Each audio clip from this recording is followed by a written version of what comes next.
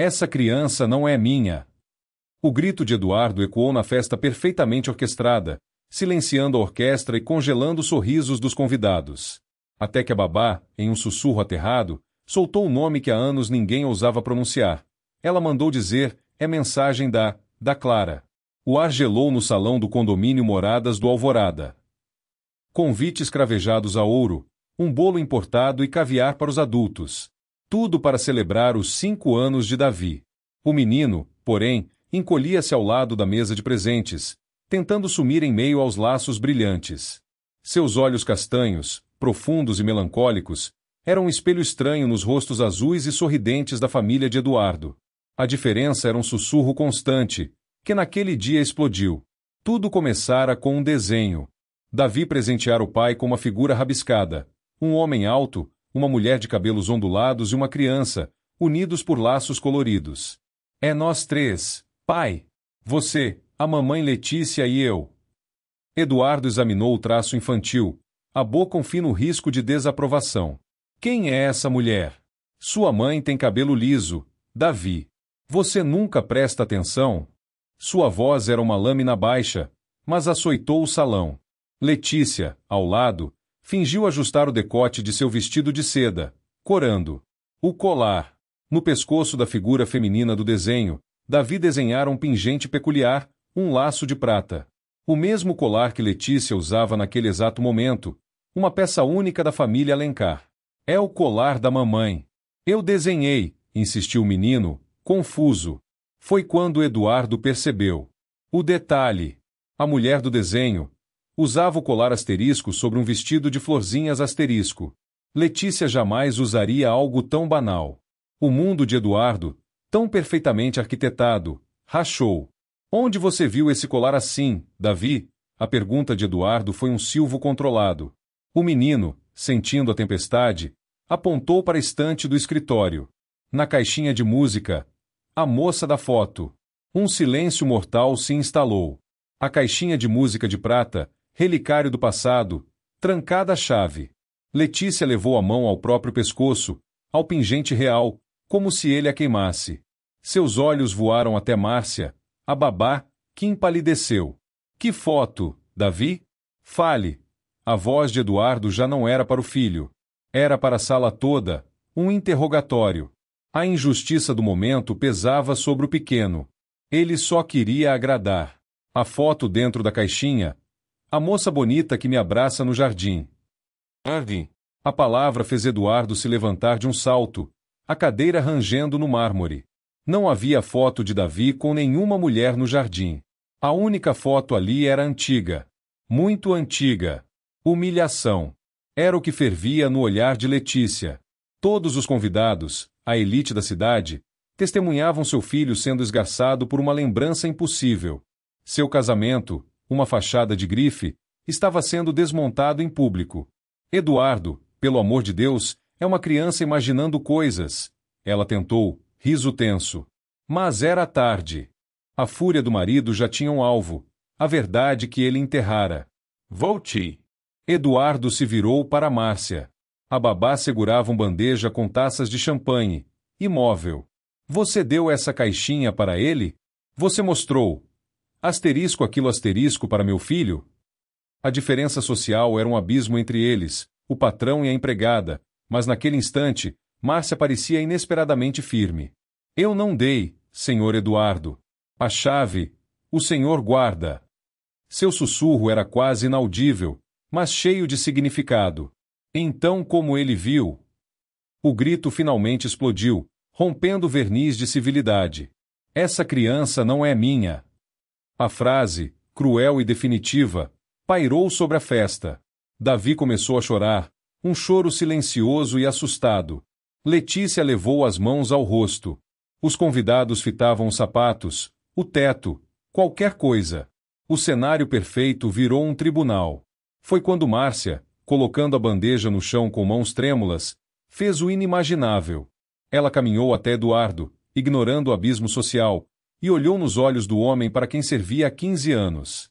Seu sussurro foi uma faca no silêncio gelado. Ela mandou dizer, é mensagem da asterisco Clara asterisco. Disse que chegou a hora. O nome, proibido, um fantasma materializado, atingiu Eduardo como um golpe físico. Ele cambaleou, o sangue drenando de seu rosto. Todos viram o poderoso Eduardo Alencar, desmontado por um nome. Clara? Quem é Clara? A pergunta veio de um tio curioso, ecoando o pensamento de todos. Letícia pareceu desabar por dentro. Seu olhar foi de puro terror, não de surpresa. Ela asterisco sabia asterisco. Eduardo fixou Márcia, sua respiração ofegante. Você está mentindo. É impossível. Mas o medo em seus olhos gritava que ele acreditava. Márcia apenas tirou do bolso do seu uniforme simples um pequeno objeto que fez Eduardo engasgar. Era uma fotografia Polaroid, desbotada pelo tempo. Nela, uma mulher jovem de cabelos ondulados, vestido de flores, sorria no jardim dos fundos daquela mesma mansão. No pescoço, brilhava o colar de laço de prata. E em seus braços, um bebê enrolado em um cobertor azul. A moldura da foto era a janela da própria sala onde estavam. O passado invadira o presente, trazido pelas mãos daquela que sempre estivera à sombra, observando tudo. Eduardo arrebatou a foto. Seus dedos tremiam. Ele olhou para Davi, depois para a foto, depois para Letícia. O desenho da criança era uma reprodução quase perfeita da cena. A reviravolta era impensável, chocante. A festa de aniversário estava irremediavelmente arruinada, mas algo muito maior começava. O segredo, guardado a 7 chaves por uma década, fora aberto por um desenho inocente pelo nome que ninguém jamais deveria ter ouvido novamente. E Márcia, a babá, era muito mais do que parecia. O salão permaneceu em suspenso, um quadro de horror e curiosidade mórbida. A Polaroid na mão de Eduardo parecia queimar sua pele. A imagem de Clara, radiante e viva, era um fantasma em cor e sépia que desmentia todas as versões que ele contará. O colar de prata no desenho de Davi, no pescoço de Letícia e agora no pescoço de Clara na foto criava um triângulo sufocante. Onde você arranjou isso? Ele rosnou para Márcia, sua voz um ameaçador sussurro rouco. Márcia não recuou. Seus olhos, normalmente submissos, brilhavam com uma determinação antiga. Ela me deu. No dia em que partiu. Disse que um dia você olharia para seu filho e só veria a ela. E que, nesse dia, eu deveria mostrar. A revelação caiu como uma pedra no lago parado dos convidados. Sussurros explodiram. Filho? Partiu? Letícia encostou-se na mesa, como se fosse desmaiar. Márcia, cala a boca! Ela gritou, mas era um apelo fraco, desesperado. Davi, esquecido no chão, olhava para o pai que já não o reconhecia e para babá que era seu porto seguro. Seu choro silencioso se transformou em um soluço abafado. Eu quero a Márcia, ele choramingou, estendendo os braços para a mulher de uniforme, não para os pais em trajes de festa. O gesto infantil, uma condenação pública, cortou o ar mais que qualquer grito. Eduardo viu o filho buscar refúgio na empregada e algo em seu orgulho rachou de vez. Todos! Fora! A festa acabou. A ordem de Eduardo foi glacial, dirigida aos convidados boquiabertos. Não houve protestos. Em um murmúrio constrangido, a elite começou a se retirar, lançando olhares ávidos para o drama que ficava para trás. A injustiça do espetáculo era palpável. Em minutos, restaram no salão devastado apenas os 4. Eduardo, Letícia pálida como a morte, Márcia aconchegando Davi e o fantasma de Clara, pairando na foto. Explicação. Agora! Eduardo arremessou a palavra como um projétil contra Márcia. Ele se dirigia a ela, mas sua fúria era para o universo que conspirara contra seu controle.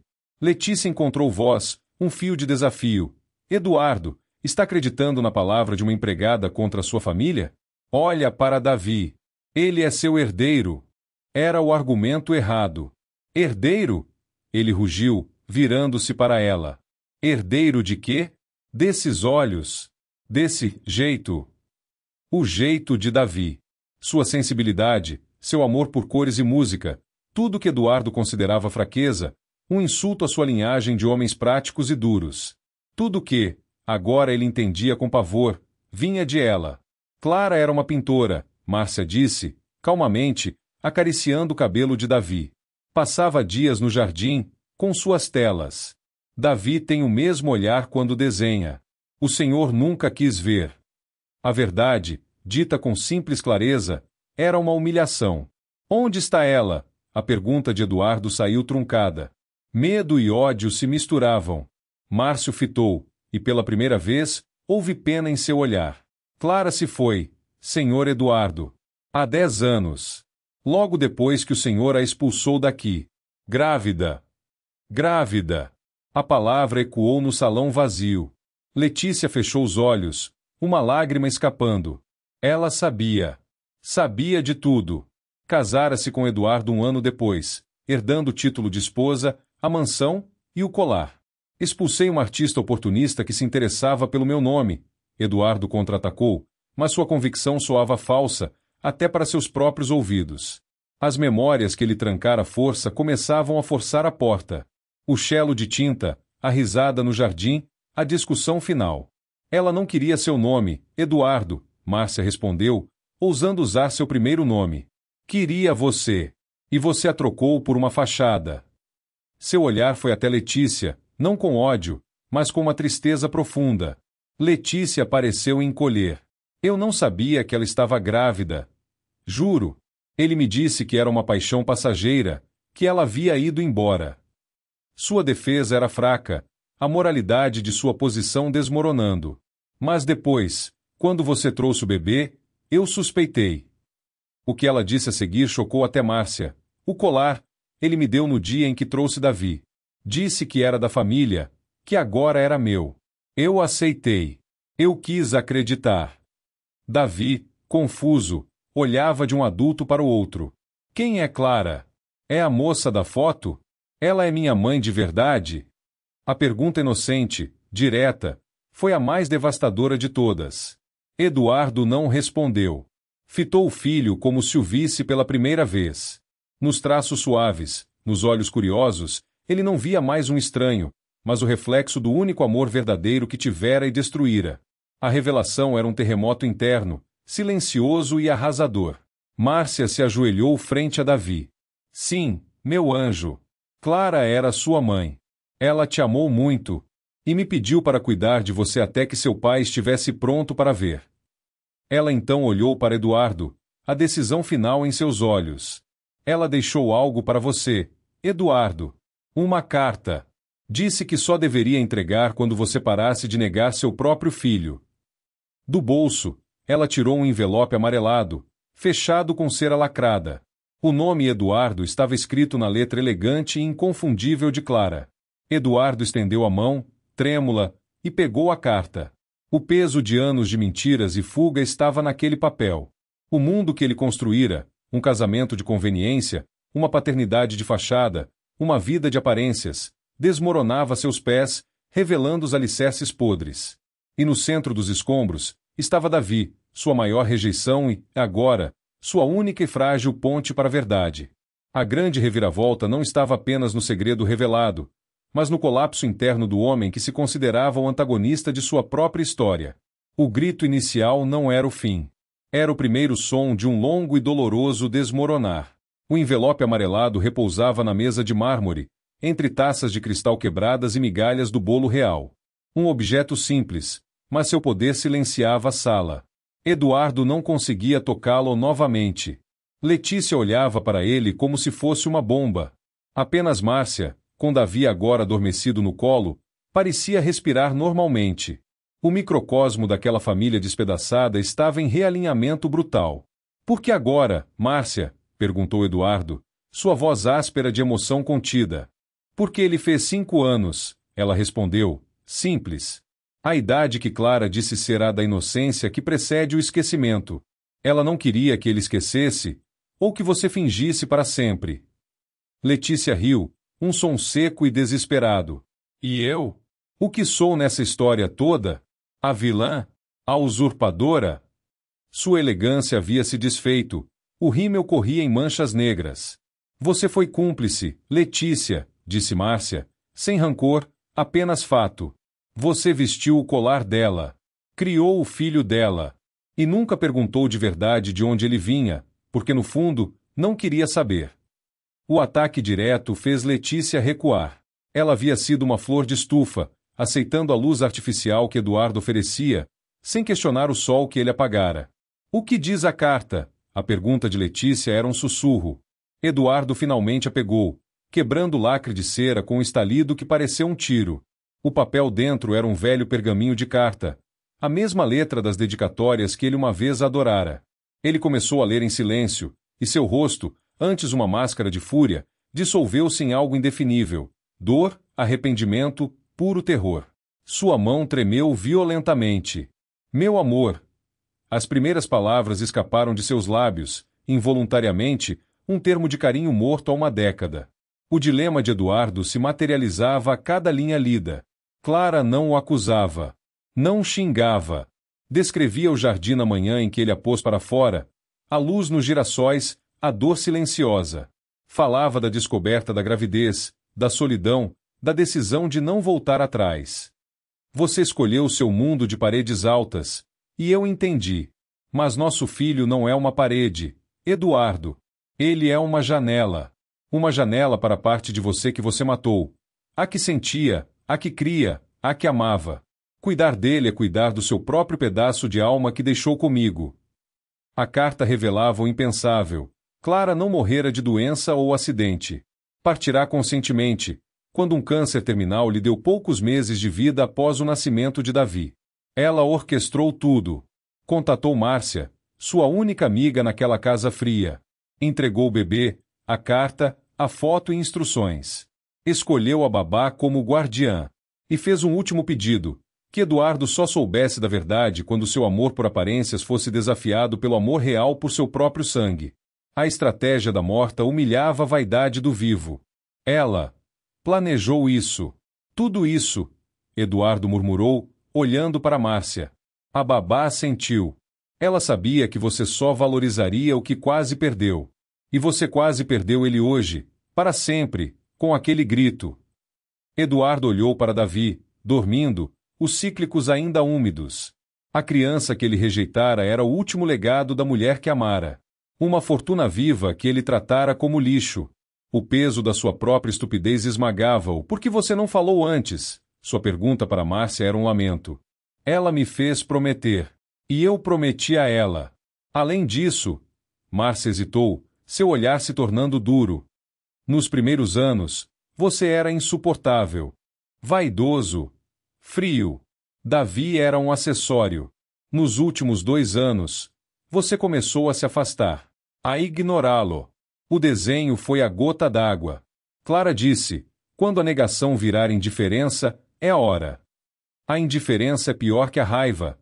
Eduardo. Ela apaga a pessoa.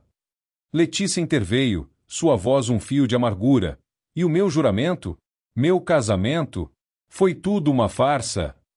Eduardo a olhou, e pela primeira vez, não viu a esposa perfeita, mas uma estranha com quem compartilhava uma cela dourada. Foi o que nós concordamos, Letícia. Um pacto. Você queria status e segurança. Eu queria uma mãe presenteável para meu herdeiro. E esquecer Clara. Nós dois cumprimos nossa parte. O cinismo da declaração, agora exposto, era venenoso.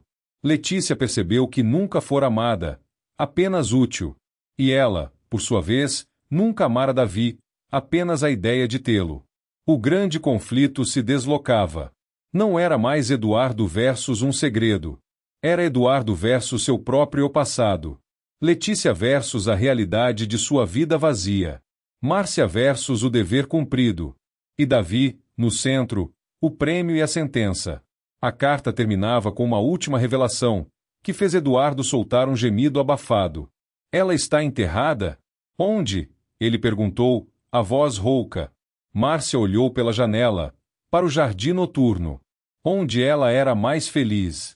Sob o velho jacarandá. Ela comprou o terreno. É um jazigo particular. Disse que queria ficar perto, caso você um dia trouxesse nosso filho para visitar. Eduardo levantou-se bruscamente, caminhando até a janela. As luzes do jardim iluminavam a silhueta majestosa da árvore. Ele a podara uma vez, achando sua sombra deprimente. Tudo que Clara amava, ele tentará erradicar. A reviravolta não era sobre herança ou DNA. Era sobre um homem sendo forçado a encarar o cemitério que fizera de suas próprias emoções, e descobrindo que a única flor que lá crescia era o filho que rejeitara. O antagonista, ele percebia agora, sempre fora ele mesmo. E o julgamento acabará de começar. A noite engoliu o salão, deixando apenas uma luz fraca sobre o grupo silencioso. A carta de Clara, agora manchada por uma lágrima caída de Eduardo, era um testamento aberto no mármore. O dilema não era mais sobre verdade ou mentira, mas sobre redenção ou ruína total. Eduardo virou-se da janela. Seu perfil contra a claridade externa parecia mais velho, esculpido em dor. Ela está ali, no jardim? Sua pergunta era para si mesmo, mas Márcia respondeu. Sim. Há 10 anos. Eu mesma organizei, com o advogado que ela contratou. Tudo discreto, como ela queria. A revelação de que Clara morrera e fora enterrada na propriedade, sob seus narizes, por anos, foi o golpe final na arrogância de Eduardo. Ele vivia sobre um túmulo que ignorava. Letícia parecia nauseada. Um corpo. Aqui? Isso é macabro. Ilegal. Seu desespero era pelo valor da propriedade, pela mancha no perfeccionismo da sua vida. Eduardo a ignorou. Quero ver, ele disse, com uma calma aterrorizante. Agora. Márcia hesitou, olhando para Davi adormecido. E ele? Eduardo seguiu seu olhar.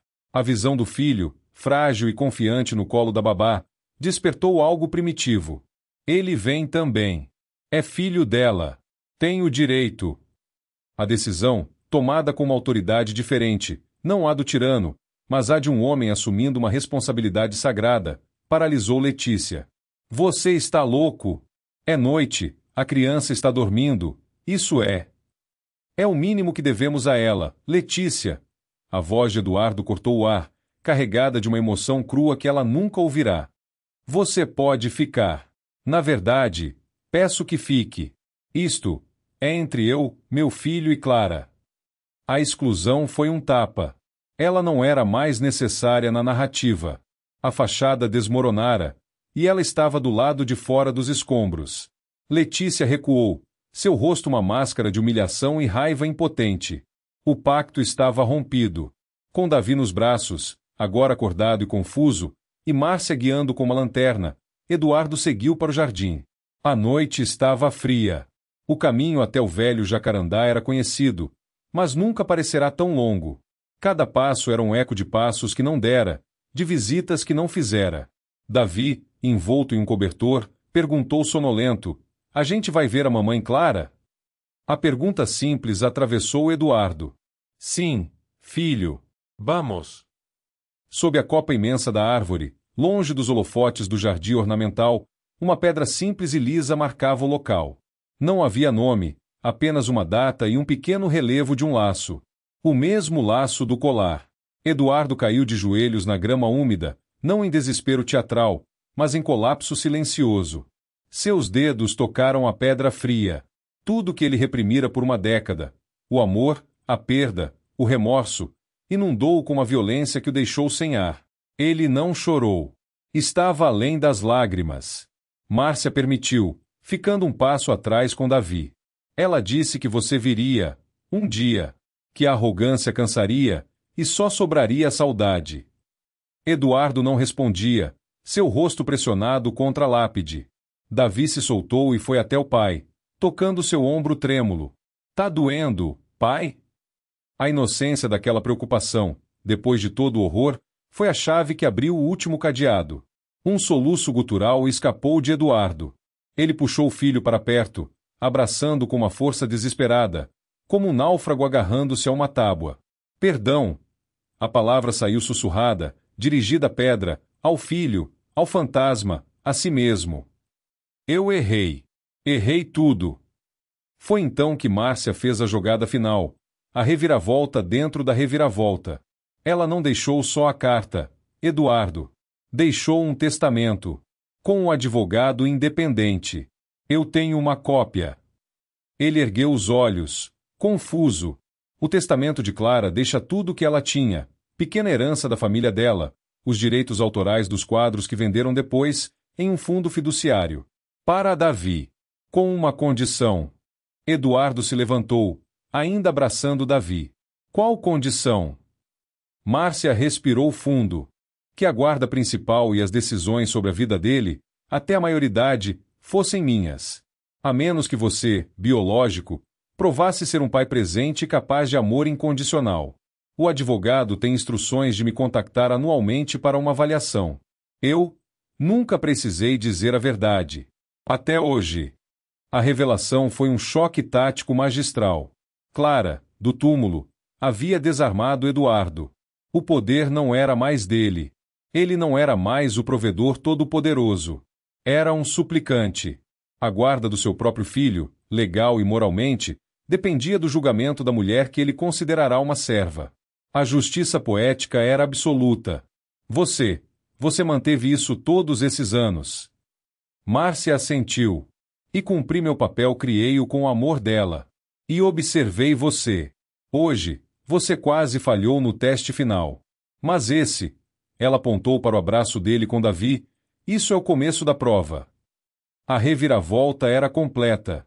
O antagonista, a arrogância, o orgulho de Eduardo, fora derrotado não por um rival, mas pela sombra do seu próprio amor perdido e pela lealdade da pessoa que ele menos valorizava. O controle escorria entre seus dedos. Ele olhou para Davi, depois para a lápide, e finalmente para Márcia. O que eu faço agora? A pergunta do homem poderoso, reduzido à vulnerabilidade genuína, ecoou no jardim silencioso. A resposta não viria de um grito, mas de um longo e doloroso reconstruir. A grande reviravolta não dava um final feliz instantâneo. Dava uma chance. A última chance que Clara, amorosamente, lhe reservara. A pergunta de Eduardo pairou no ar úmido do jardim, misturando-se ao cheiro da terra e das flores noturnas. O que eu faço agora? Era a interrogação de um homem cujo mundo desabou, deixando apenas escombros e uma criança nos braços. Márcia não ofereceu um plano. Ofereceu uma verdade ainda mais dura. Você começa parando de fingir. Para si mesmo. Para ele. Ela apontou para Davi, que observava o pai com uma serenidade incomum, como se sentisse a mudança sísmica. Clara não queria humilhá-lo. Queria salvá-lo. E a ele. Letícia, da varanda iluminada, assistia à cena como um espectadora estrangeira. O colar em seu pescoço parecia pesar 1 tonelada. Ela o arrancou num movimento brusco, a corrente fina deixando um risco vermelho na pele. O pingente de prata, o laço, repousou gelado em sua palma.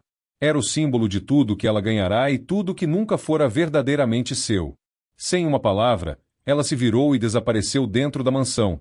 O som da porta de vidro fechando ecoou como um ponto final. Eduardo sentou-se na grama, ao lado da lápide, com Davi no colo. A ação era desajeitada, inédita. Você se lembra dela? Ele perguntou ao filho, sua voz um fio de emoção contida. Davi pensou, franzindo a testinha.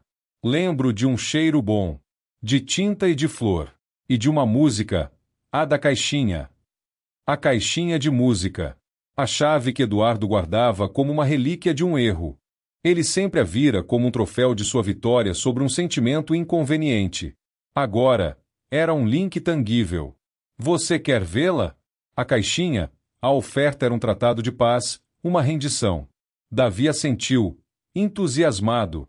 O retorno à casa foi um ritual solene. O salão, antes-cenário de humilhação pública, agora parecia um campo de batalha vazio. Eduardo subiu ao seu escritório, uma sala imponente onde negócios eram fechados e sentimentos, banidos. Da gaveta mais alta, trancada, ele tirou a pequena caixa de música de prata. Um objeto delicado, incongruente naquele ambiente pesado. Sentados no chão da sala de estar, longe dos tronos de couro, Eduardo deu corda à caixinha. A melodia suave e triste de Clair de Lune preencheu o silêncio. A tampa se abriu e a pequena foto interna se ergueu. Era a mesma da Polaroid, mas em miniatura, clara, radiante. Davi tocou a imagem com um dedinho. É ela, a mamãe do jardim. Eduardo olhava, e pela primeira vez, permitiu que a dor do amor perdido inundasse, sem a armadura do orgulho. As lágrimas, finalmente, vieram. Silenciosas e purgativas. Márcia observava de longe, seus próprios olhos úmidos. Sua missão, de 1 década, chegava ao seu clímax mais perigoso, a esperança. Ela pintou muito você, sabia? Márcia comentou, suavemente. Quadros lindos. Estão guardados com o advogado. Ela disse que um dia deveriam ser de Davi, para ele saber como era amado desde sempre. A ideia de ter sua paternidade documentada em telas que ele nunca vira foi uma revelação dolorosa para Eduardo. Ele fora apagado daquela história, por sua própria escolha. A noite avançou.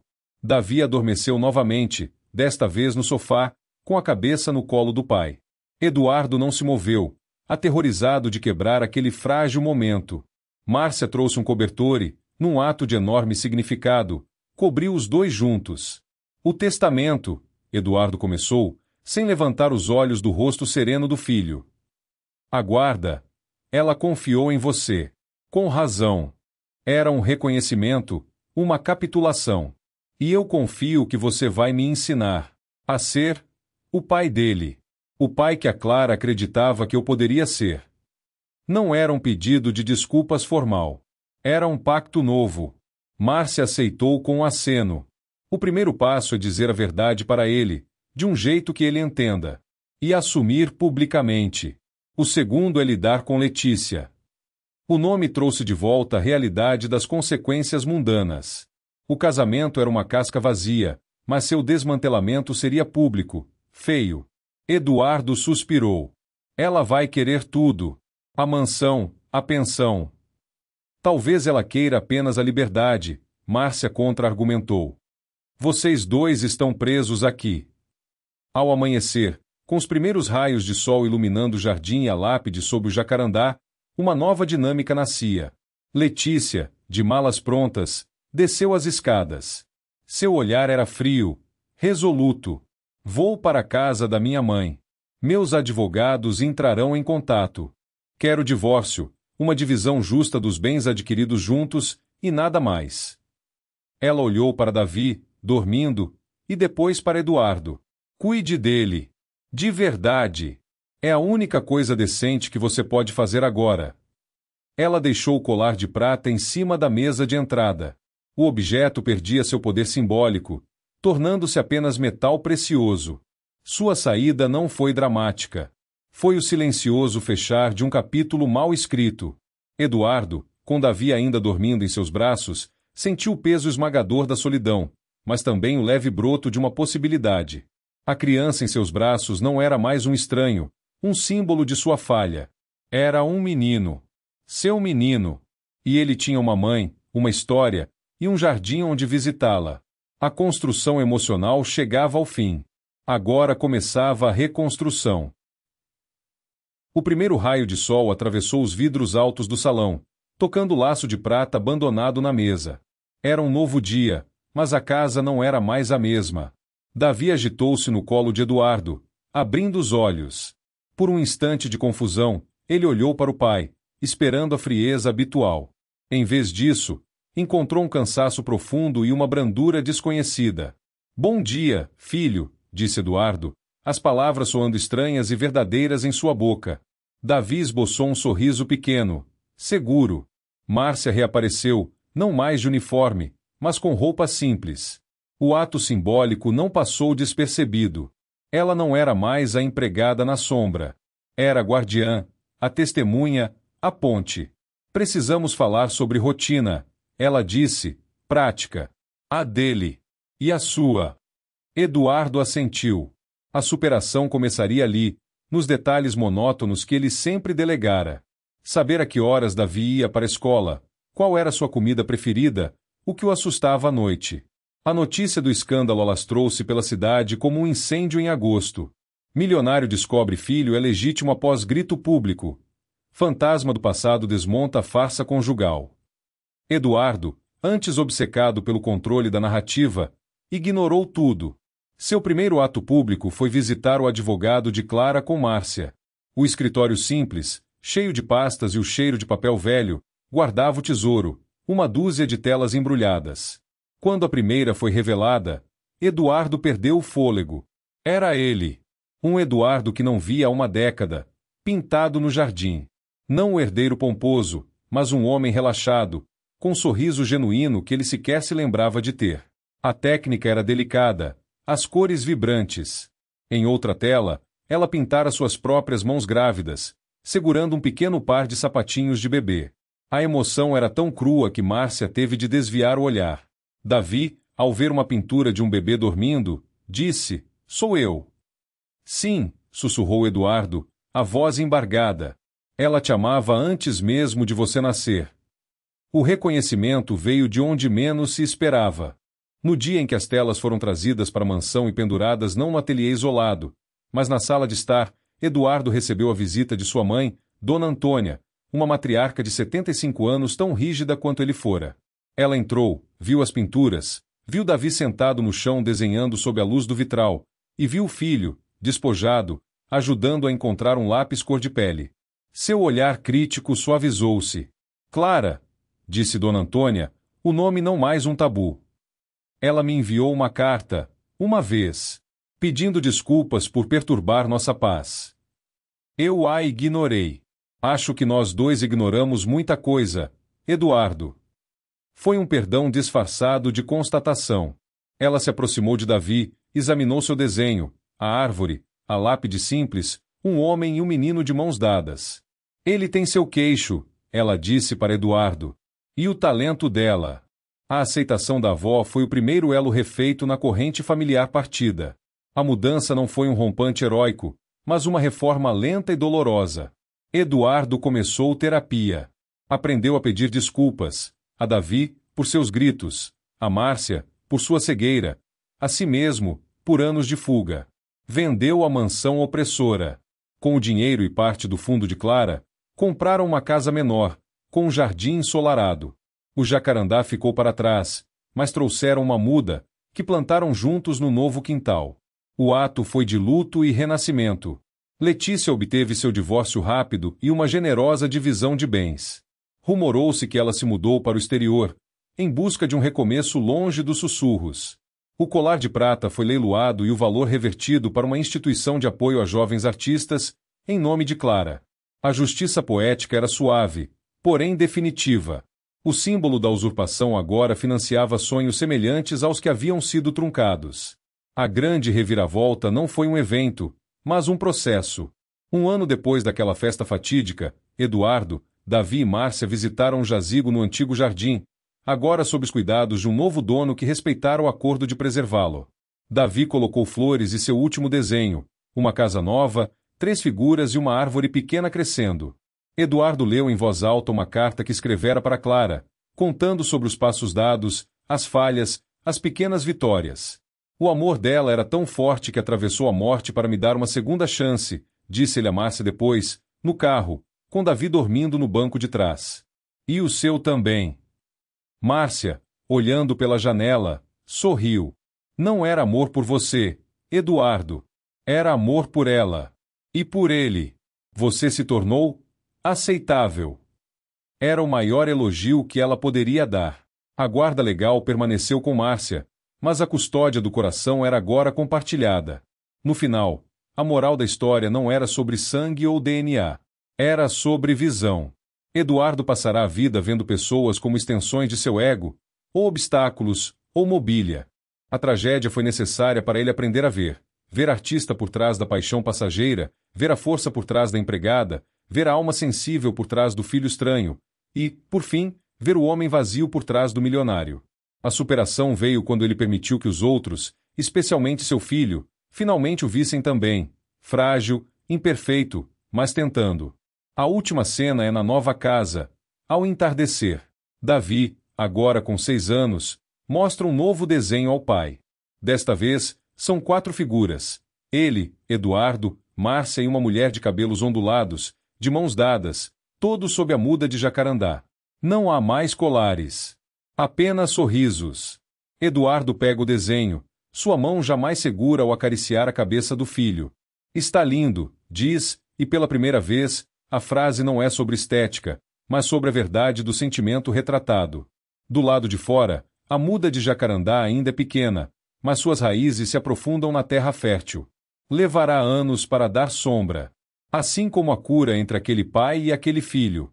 Mas ambos, a árvore e a família, tinham algo que lhes faltara antes: raízes na verdade e a luz da honestidade para crescer. O grito que um dia ecoou como uma negação, agora sussurrava, todos os dias, uma promessa: essa criança é minha. E eu serei dele. Se essa história te revoltou, te emocionou ou te fez refletir, então não guarda isso só para você. Curta, se inscreva e envie esse vídeo agora para alguém que precisa ouvir essa mensagem.